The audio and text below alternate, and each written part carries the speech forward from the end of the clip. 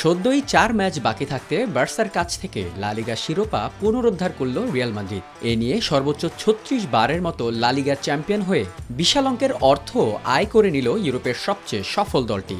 Champion হয়ে লা লিগার সম্প্রচার সত্ত্ব থেকে পারফরমেন্সের জন্য বরাদ্দকৃত অর্থের ১৭% আয় করে নেবে রিয়াল মাদ্রিদ, যা প্রায় ৫৩ মিলিয়ন ইউরোর কাছাকাছি। তবে আপনি কি জানেন, ইউরোপের ক্লাবগুলোর মধ্যে সবচেয়ে দামি জার্সিও স্প্যানিশ ক্লাবটির।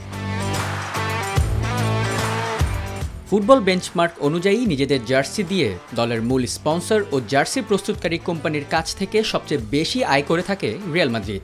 এই খাত থেকে বছরে ১৯০ মিলিয়ন ইউরো ঢোকে ক্লাবটির অ্যাকাউন্টে, যা বাংলাদেশি মুদ্রায় ২,২৪০ কোটি টাকা, যেখানে জার্সি প্রস্তুতকারী কোম্পানি অ্যাডিডাস দিয়ে থাকে ১২০ মিলিয়ন ও জার্সির মূল স্পন্সর এমিরেটস দিয়ে থাকে ৭০ মিলিয়ন ইউরো।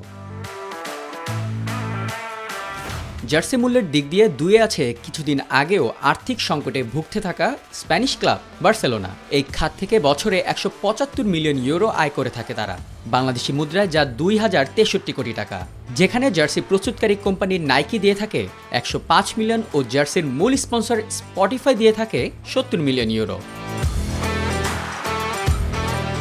তিনে আছে French club Paris Saint Germain. ক্লাবটি বছরে মোট ১৪৬ মিলিয়ন ইউরো পেয়ে থাকে, যা বাংলাদেশি মুদ্রায় ১,৭২১ কোটি টাকা, যেখানে জার্সি প্রস্তুতকারী কোম্পানি নাইকি দিয়ে থাকে ৮০ মিলিয়ন ও জার্সির মূল স্পন্সর কাতার এয়ারওয়েজ দিয়ে থাকে ৬৬ মিলিয়ন ইউরো।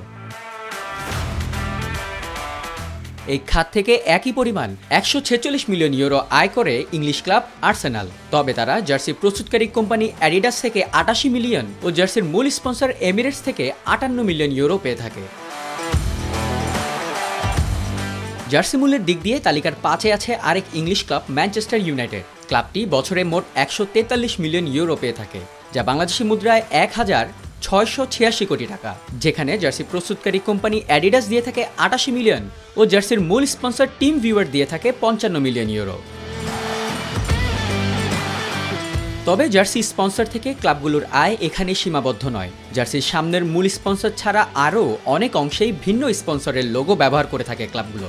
সেটি জার্সির হাতা হতে পারে, জার্সির উল্টো দিকেও হতে পারে। সেখান থেকে আরও বাড়তি অর্থ আয় করে নেয় ক্লাবগুলো।